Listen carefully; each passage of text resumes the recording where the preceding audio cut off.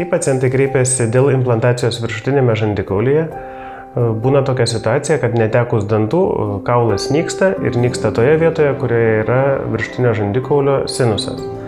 Sinusas tai yra tuščia kaulinė ertmė, kuri funkcionuoja tam, kad kvėpavimo metu patenkantis oras į kvėpavimo organus sušiltų.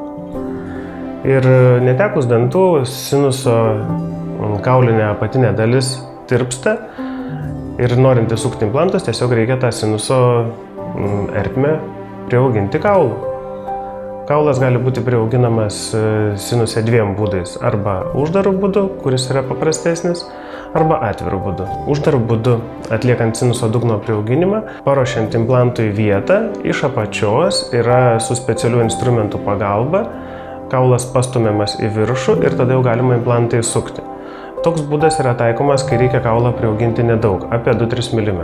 Jeigu sinuso padėtis yra nusileidusi žemiau, tada jau reikia atlikti atvirą sinuso dugno pakėlimo operaciją ir jinai atliekama yra iš priekinės sinuso sienelės pusės, suformuojama yra vieta kaulo priauginimui, kaulas įdedamas į sinuso vidų.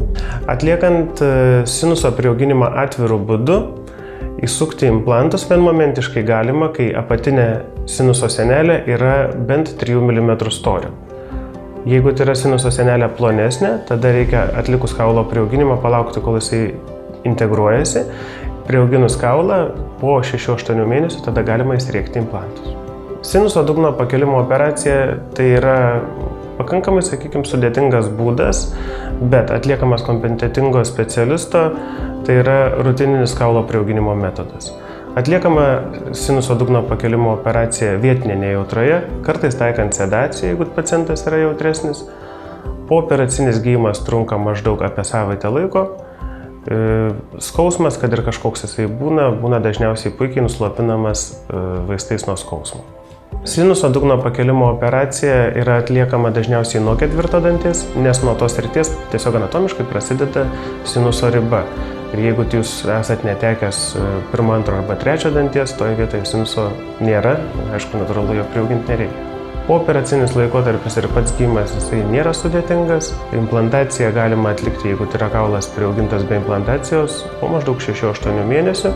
Jeigu tuo tarpu buvo implantai įsukti kartu priauginant sinuso dugną, tada galima jau po 6-8 mėnesių atlikti protezavimą. Sinuso dugno priauginimas tai nėra kažkokia tai labai išskirtinė operacija. Tai yra normalus gydymo metodas, taikomas kasdieninėje chirurgo praktikoje ir jeigu jo reikia, mes jį ir taikome.